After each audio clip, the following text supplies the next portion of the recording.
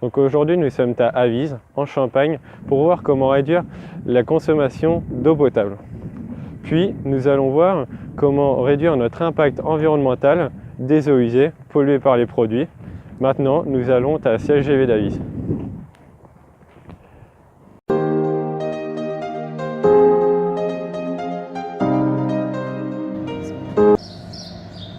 Bonjour. Bonjour.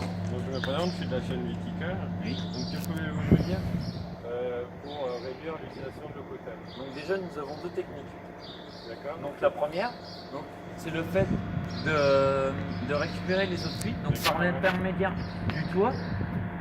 La gouttière que vous voyez là, va être reliée directement à une citerne que nous voyons là.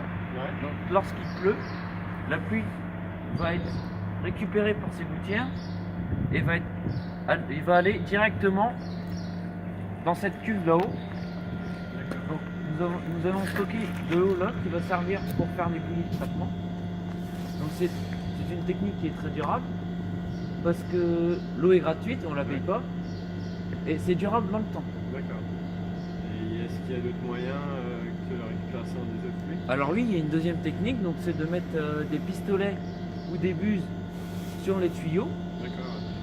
Comme ça évite de laisser couler l'eau. Et il y a aussi l'ouverture des vannes. Donc on dit à nos adhérents de ne pas ouvrir à fond le robinet. Bon, ça dépend des utilisations. Ouais. Mais l'ouvrir à 50% pour réduire la consommation d'eau. D'accord. Donc ça va nous permettre de laisser l'eau potable à d'autres utilisations. Et puis du coup faire des réductions d'échelle et de moyens. Voilà.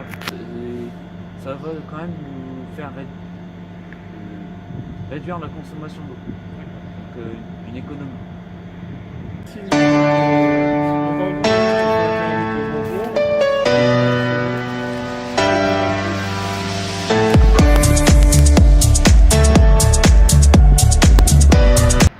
sommes dans une station de remplissage et de nettoyage. Que pouvez-vous nous dire sur cette installation? Donc déjà, nous pouvons dire que cette installation, donc, elle est couverte, donc avec le toit. Donc après, quand l'adhérent arrive, il recule avec son tracteur et sa pulvée. Il charge avec ce tuyau, donc avec de l'eau de pluie qui vient de la citerne de là-bas. De tout à l'heure, oui. Voilà. Et puis après, il met sa matière active. Lorsque son bidon est vide, donc il le nettoie. D'accord. Donc il le nettoie comment son bidon Donc là, dans un premier temps, le robinet que vous avez là, il va servir à remettre un peu d'eau pour le rincer. D'accord. Donc après, nous allons égoutter sur cet égouttoir le bidon. Donc nous allons le mettre dans ces tiges. Et grâce à la pente, le produit va aller directement dans ce tuyau qui est relié directement au phytobac.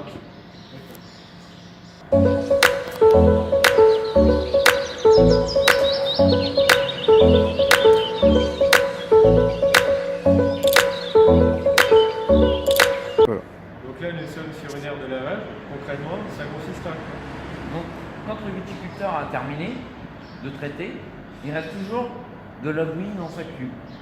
Donc il arrive, et il fait la même manœuvre que pour le remplissage. Et quand il va vider sa cuve,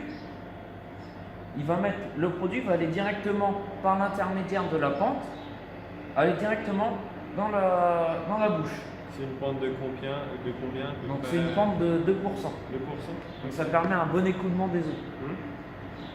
Donc lorsque la cuve est vide, il va nettoyer cette cuve et le tracteur en même temps par l'intermédiaire de ces tuyaux, donc avec de l'eau potable là, cette fois-ci. Et tout ça va aller encore dans cette bouche. Et cette bouche est reliée directement au phytobac qui est là-bas.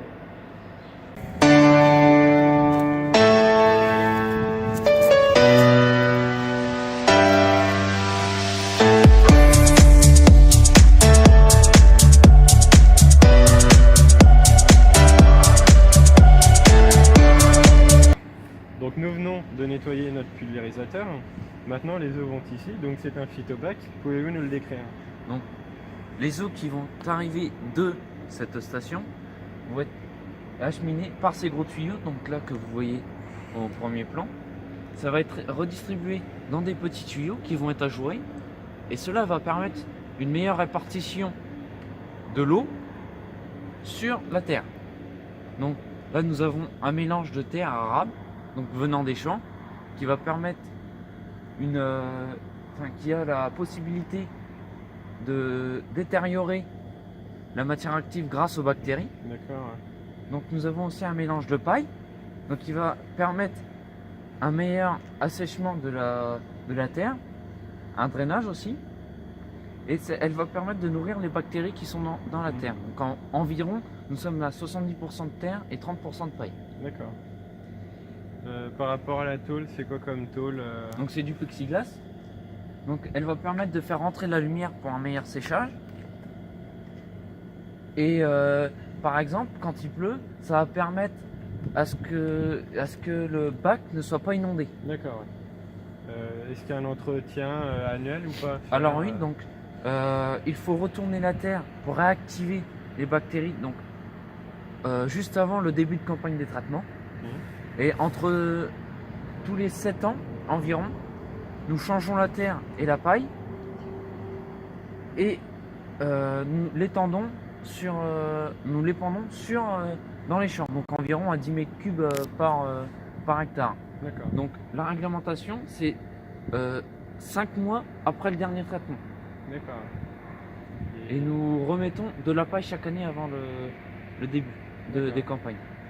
Et est-ce qu'il y a des subventions, etc., des aides Alors oui, il y a des aides. Nous avons eu des aides européennes, donc qui nous ont permis de faire ce projet. Et nous avons aussi eu des aides de la région.